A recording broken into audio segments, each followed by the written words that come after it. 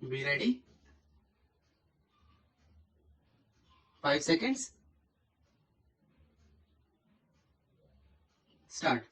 Sir, it is some time, nearly 3 months since I had the opportunity of speaking in this house at length on the provisions of this bill as it was originally presented to the Lok Sabha.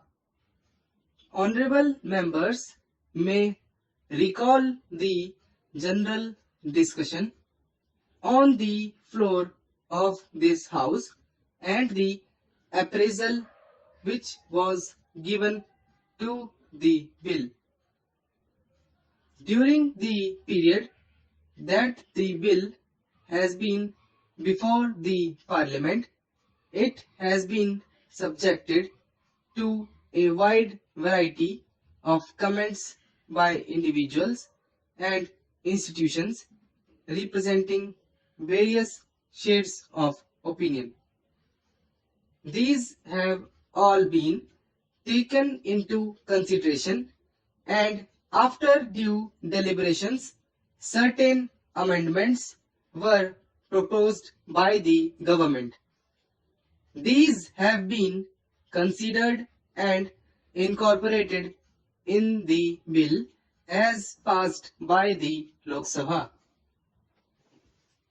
Honorable members are undoubtedly aware of the various provisions of the bill as originally introduced. The provisions were explained briefly in the explanatory memorandum issued by my ministry and circulated to honorable members. A further note explaining the various taxation proposals in greater detail was also subsequently circulated. I will not, therefore, weary the House by going into these provisions again and shall, therefore, dwell chiefly on the salient features of the amendments that were incorporated in the bill during its passage in the Lok Sabha.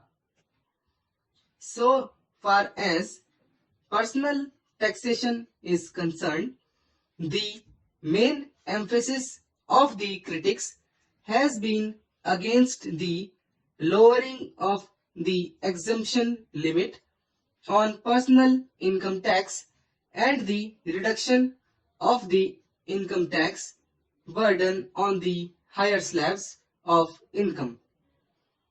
On these points, I have been at pains to explain the objectives of our taxation policy. I had mentioned in my budget speech that the main reason for reduction in the existing rates at the higher levels of income was that in practice very high rates of direct taxation at the top brackets of income tend to erode the tax base and encourage tax evasion. It is no doubt true that the maximum rate of income tax and super tax applicable to the top brackets of income is proposed to be reduced from about 92% to a little less than 77% for earned incomes and 84% for unearned incomes. But this reduction in marginal rates is not to be viewed in isolation. Under the tax pattern, income tax does not stand by itself. It is supplemented by the wealth tax and the expenditure tax. I have also pointed out on the floor of the Lok Sabha only recently, and I would like, if I may, to repeat here what I have stated there, that the integrated tax structure that has been proposed in the budget this year makes it necessary that the tax system should be broad-based. The existing exemption limit of rupees 4200 is an unduly large multiple of the average level of income in this country.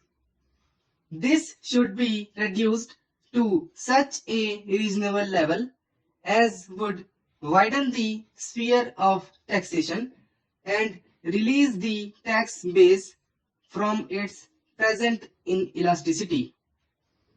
It is only reasonable that persons within the lower income brackets should also make their contributions, however small, to the state revenues. With development, more and more persons will come within the income groups which are now brought within the purview of income tax. Furthermore, with the income tax net cast wider, it will facilitate checking of tax evasion in the immediately higher brackets, which is a very important consideration so far as the lowering of the limits is concerned. Another amendment which I sponsored in the Lok Sabha for providing some relief and encouragement to the middle class investors related to the increase in the normal surcharge exemption limit by the amount of dividends received on equity shares, subject to a maximum of rupees 1500. Sir, this has been brought in largely because of a complaint that has been made that the tax on companies would unduly affect, which I do not think it would. Nevertheless, the opinion is that it would unduly affect the position of the small investor in the equity shares. Relief is sought to be given to him this way that the cumulative effect would mean much greater relief than as if we made a refund of 0.5% to him of the company's tax collected. By another of my amendments to the bill, the additional surcharge of 15% on unearned income has been separated from the other two surcharges in order to put it beyond doubt that the proceeds from the former, the surcharge on unearned income, will form part of the divisible pool in which the states are to participate.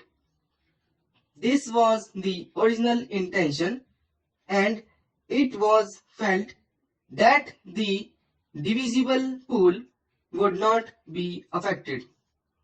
But certain queries were raised by the chief ministers of various states, and the law ministry felt that the position was somewhat nebulous, and so we thought we would make the position clear. There is another important amendment which I would like to mention.